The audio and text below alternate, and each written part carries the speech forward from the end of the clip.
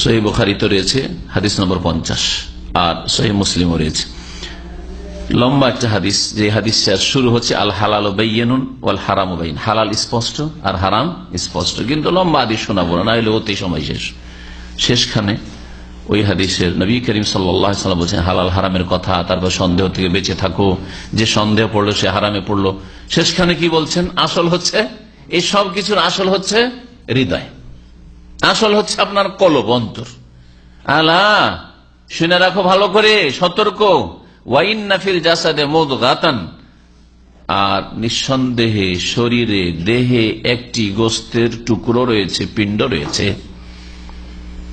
ইযা সালাহাত, যদি এই গোস্তের পিণ্ডটি ঠিক থাকে, সুন্দর থাকে, সুস্থ থাকে, সালাহাত সঠিক অবস্থায় থাকে, আপন পথে যাত্রায় কোনো বাধা না পাই, সালোহাল জাসাদু কুল্লুহু, তাহলে গোটা দেহটি সঠিক পথে থাকবে, সহি সালামত থাকবে, সুস্থ থাকবে, ভালো থাকবে।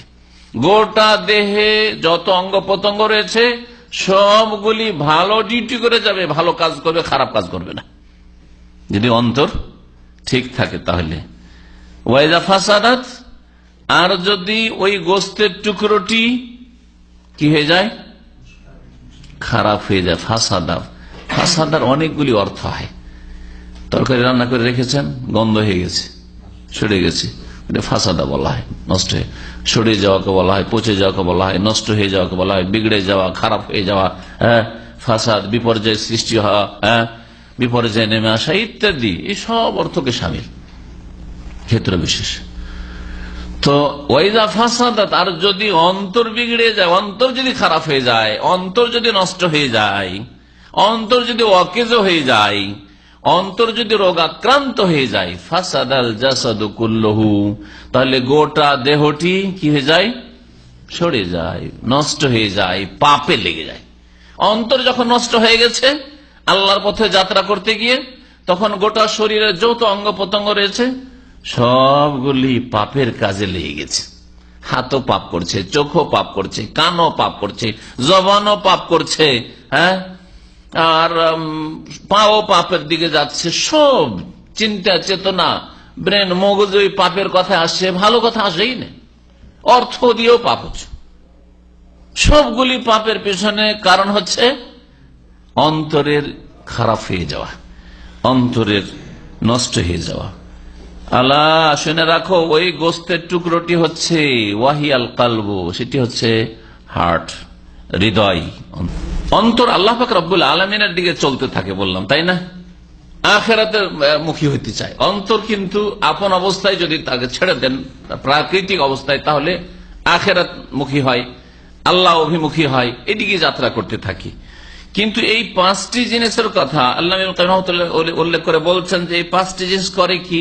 অন্তরের যে জ্যোতি রয়েছে সেটাকে নিভিয়ে দেয়, আর তার যে দৃষ্টি শক্তি রয়েছে সেটাকে বাঁকা করে দেয় অথবা অন্ধ করে দেয়। দৃষ্টি শক্তি আর কাজ করে না, অন্তরের দৃষ্টি শক্তি কি, এবং অন্তরের শক্তি রয়েছে, ক্ষমতা রয়েছে, সেটাকে দুর্বল করে দেয় এবং তার সুস্থতাকে ব্যাহত করে, এবং তার যে সংকল্প রয়েছে যে আমি আল্লাহর দিকে দৃঢ় সংকল্প হয়ে এগিয়ে যাব, আখিরাতের দিকে এগিয়ে যাব, এই ক্ষেত্রে তাকে অলস বানিয়ে দেয়। আর তার যে লক্ষ্য উদ্দেশ্য রয়েছে তাতে বাধা সৃষ্টি করে। কত সুন্দর কথা! লক্ষ্য উদ্দেশ্য অন্তরের কি? আল্লাহর দিকে যাত্রা, আমার আখিরাতের দিকে যাত্রা, বাধা সৃষ্টি করে দেয়। কিন্তু আমরা বুঝতে পারি না কেন? বুঝতে পারি না এই জন্য যে বুঝতে পারেন না, জানবেন যে তার হৃদয়টা মরে গেছে। যে টের পাই না, যার অনুভূতি নাই যে আমার অন্তর পচে গেছে, সরে গেছে, যার ফলে আমার জবান দিয়ে ভালো কথা বেরোয় না, আমার হাত দিয়ে ভালো কাজ হয় না, আমার চোখ দিয়ে ভালো কিছু দেখা হয় না, আমার কান দিয়ে ভালো কিছু শেখা হয় না, সব অঙ্গ প্রত্যঙ্গ দিয়ে পাপ আর পাপ, পাও পাপের দিকে যায়, চিন্তা চেতনা মগজে সবসময় পাপের কথা আসে, অসহসা কুমন্ত্রণা সবসময় পাপের আসে, ভালো কথার জন্য কখনো মনে খেয়াল আসে না। এই কেন আমার হচ্ছে, তারপরও টের পাচ্ছেন না, কোনো সংশোধন করছেন না আপনি। কেন? এই জন্য যে আপনার হৃদয় মারা গেছে, মাইয়াতুল কলবি, অন্তরটি মৃত আপনার। আর মৃত ব্যক্তির গোস্তকে যদি টুকরো টুকরো করে কাটেন তাহলে দিশা পাবে, জানতে পারবে যে আমাকে কাটছে, হ্যাঁ, আমার গোস্তের টুকরো টুকরো করছে, আমার হাড়গুলোকে একবারে চূর্ণ বিচূর্ণ করে দিল, আমার কিমা বানাচ্ছে, বুঝতে পারবে নাকি? মরে গেছে, কিছু বুঝতে পারে না। যেমন মৃত ব্যক্তির দেহকে টুকরো টুকরো করলে টের পায় না, ঠিক তেমনি হৃদয় যেহেতু মারা গেছে সেই জন্য এই হৃদয় টের পাই না যে আমি ধ্বংস হয়ে গেছি, এখন আমি ধ্বংসের পথে চলে গেছি, আল্লাহর পথে যাত্রায় বাধা সৃষ্টি হয়ে গেছে। সুতরাং আমার অঙ্গ প্রত্যঙ্গ দিয়ে আর কোনো ভালো কাজ হয় না। আমি যেই বডির হৃদয়, সেই বডির অঙ্গ প্রত্যঙ্গ দিয়ে কোনো ভালো কথা কাজ হয় না, বুঝতে পারে না। অমালে জুরহে বেমাইয়িতিন ইলামু, আরবিতে একটা প্রবাদ আছে যে যদি মৃত ব্যক্তিকে যদি ব্যথা দেওয়া হয়, পিটানো হয়, তো কোনো ব্যথা পায় না। মৃত ব্যক্তির দেহে যদি পিটানো হয় লাঠি দিয়ে, তো কোনো ব্যথা পায়? বোধহয় বুঝতে পারেন না। ওই রকম হয়েছে হৃদয়ের অবস্থা। অন্তরের তাহলে সুখ শান্তি কোথায়? এই অন্তরের সুখ শান্তি এবং অন্তর আনন্দিত হয়, অন্তর স্বাদ পায় আল্লাহ পর্যন্ত পৌঁছিতে পারলে।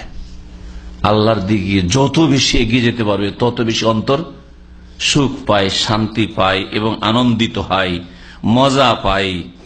কারণ এই অন্তরের নিয়ামত এবং স্বাদ আর আনন্দ আর পূর্ণতা আল্লাহ পাকের পরিচিতি ছাড়া, আল্লাহকে চেনা ছাড়া এবং আল্লাহ পাকের ভালোবাসা ছাড়া এবং আল্লাহ পাককে স্মরণ করায় প্রশান্তি হাসিল করা ছাড়া এবং আল্লাহ পাকের সান্নিধ্য লাভে আনন্দ লাভ করা ছাড়া এবং আল্লাহ পাকের সাথে সাক্ষাতের জন্য উদ্গ্রীব হওয়া ছাড়া আর কোন সুখ শান্তি অন্তরের নেই।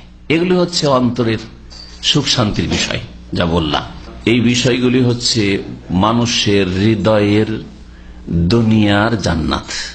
জান্নাত হল আজেলা, নগদ জান্নাত, নগদ জান্নাত। আল্লামা ইবনুল কাইয়িম রাহমাতুল্লাহ আলাইহি তার সবচেয়ে বড় উস্তাদ ছিলেন, যার কাছ থেকে তিনি শিক্ষা লাভ করেছিলেন, তিনি হচ্ছেন শাইখুল ইসলাম ইবনে তাইমিয়া রাহমাতুল্লাহ আলাইহি। জি, বড় একজন মুজাদ্দিদ, সংস্কারক। তার উক্তি তিনি উল্লেখ করেছেন, বলেছেন যে এই দুনিয়ায় যদি আল্লাহর দিকে যাত্রায় আপন গতিতে চলতে পায়, কোনো বাধা সৃষ্টি না হয়, আর ওতে যে সুখ শান্তি হাসিল অন্তরের বিনা বাধায় যদি চলতে পায়, এটা হচ্ছে দুনিয়ার নগদ জান্নাত মানুষের হৃদয়ের। আর এই নগদ জান্নাতে যদি যেতে পারে দুনিয়াতে, তাহলে আখেরাতে জান্নাত থেকে কখনো বঞ্চিত হবে না, যেই জান্নাতটি চোখের আড়ালে রয়েছে। ঈমান বিল গায়ব, অদৃশ্যকে বিশ্বাসের অন্তর্ভুক্ত, যেটা না দেখে বিশ্বাস করা, যেটা আল্লাহ পাক ফরজ করেছেন।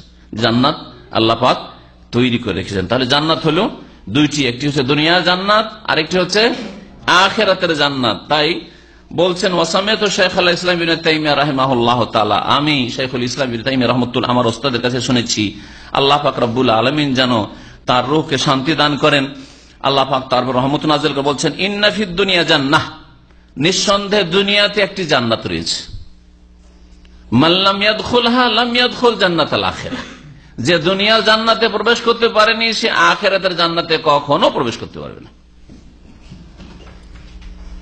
মান লাম ইয়াদখুলহা, যদি দুনিয়ার জান্নাতে আপনি দাখিল না হইতে পারেন, তাহলে আখিরাতের জান্নাতে কখনো দাখিল হইতে পারবেন না। তাহলে দুনিয়ার জান্নাত যে বললাম, আল্লাহ পাকের সাথে আপনার পরিচিতি, আল্লাহকে চেনছেন, আল্লাহর তৌহিদ জানছেন, আল্লাহ পাকের নাম গুণাবলী জানছেন, আল্লাহ পাকের আদেশ নিষেধ জানছেন, এবং জানার পরে আল্লাহ পাক রব্বুল আলামিনকে যথাযথ ভালোবাসছেন, আল্লাহ পাকের স্মরণে আপনার মনের শান্তি হাসিল হচ্ছে এবং আল্লাহ পাকের সান্নিধ্য লাভেই আপনি আনন্দিত।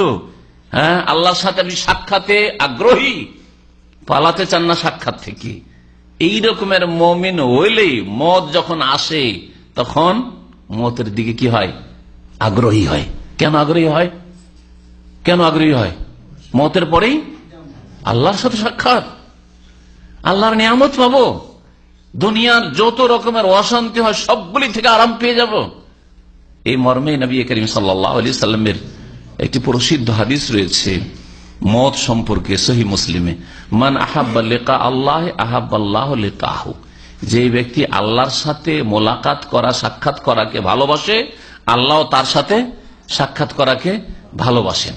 অমান কারিহা লিকা আল্লাহ, আর যেই ব্যক্তি আল্লাহর সাথে সাক্ষাৎ করাকে ঘৃণা করে, আল্লাহর সাথে দেখা করতে চায় না, আল্লাহর সাথে সাক্ষাৎ করতে চায় না, আল্লাহ রব্বুল আলামিনও কারিহা আল্লাহ লিকাহু, তার সাথে সাক্ষাৎকে ঘৃণা করেন, যে আমার কাছেও না আসে, হ্যাঁ, একে আমি দেখতে চাই না। কি অর্থ এবার বুঝতে পেরেছেন না? যেই ব্যক্তির শান্তি হচ্ছে আল্লাহর সাথে মোলাকাতে, সে যখন মওতের পরোয়ানা তার কাছে চলে আসবে, হ্যাঁ, বুঝতে পারছে শারীরিক অবস্থা দেখে, হ্যাঁ, অথবা মালাকুল, বিশেষ করে মালাকুল মওত যখন চলে এসছে, দেখে নিয়েছে, তখন সে আনন্দিত যে আমাকে তো আপ্যায়ন করার জন্য চলে এসছে, আমাকে তো আহলান ও সাহলান করছে, আমাকে তো বলছি ইয়া আইয়ুহান নাফসুল মুতমাইন্নাহ, হে প্রশান্ত আত্মা, হে প্রশান্ত আত্মা, উখরুজি ইলা রিদওয়ানিল্লাহ, আল্লাহ পাকের সন্তুষ্টির জন্য, ওয়া জান্নাতি, আল্লাহ পাকের জান্নাতের উদ্দেশ্যে তুমি চলো, বেরিয়ে চলো। বেরিয়ে চলে আসে, যেমন কলস থেকে পানি, একটু কলসটা কাত করতেই পানিটা আপনার, হ্যাঁ, পাত্রে চলে আসে, লোটাতে চলে আসে, গ্লাসে চলে আসে।